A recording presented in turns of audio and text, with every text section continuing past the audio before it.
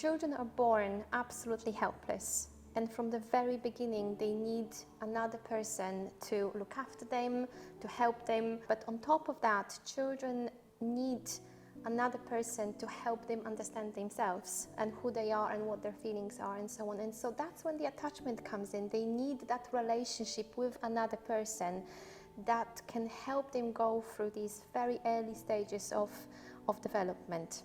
They're absolutely crucial.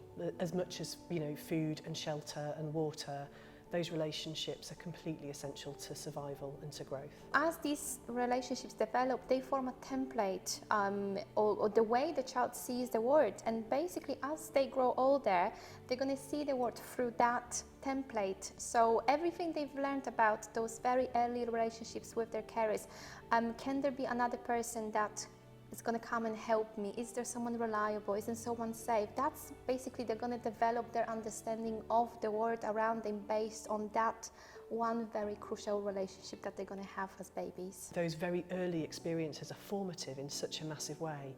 Like, how do I relate to myself? Am I worthy of care? Am I worthy of love? How do I treat myself? I treat myself as I was treated because I understand that if I'm treated like that, that's because that's what I deserve. How can I expect other people to behave towards me? How do other people expect me to behave towards them? How can I keep people close? How can I keep myself safe? They will have learnt that. Generalising from that, what's the world like? Is the world the kind of place where people are kind to each other? Is the world the kind of place where we can trust each other? Or is the world a kind of place where, in order to get what I absolutely need, I have to control things? I have to try and control people, I have to control myself, I have to try and control the world. So from that very, very early template of patterns that are formed in that dependent first relationship, people will generalise in a much bigger way, and that will affect them for the rest of their life. I think the important thing is to understand that we need to think about that there were certain things that children had to do to survive. They had to develop strategies from the very, very early age, strategies to keep those around them connected to them in one way or another so that their needs can be met.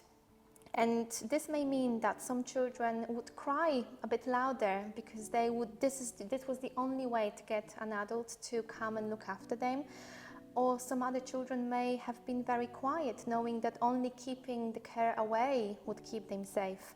But in either way, they would find a way to tweak their attachment pattern with their carer to keep themselves safe, and also to keep that attachment figure or the carer, the parent, connected to them in a sufficient way to help them survive. So just understanding the underlying intentions behind the child's behavior, understanding the reasons, the strategies that they have developed, that's what we truly really need to understand. And I think the main thing is often we have a child that comes straight from their birth family and they come into our house environment, and what we see is that suddenly they show certain behaviors that we are not okay with. And it is so important for us to think that, well, these behaviors helped them survive. They got them to this point.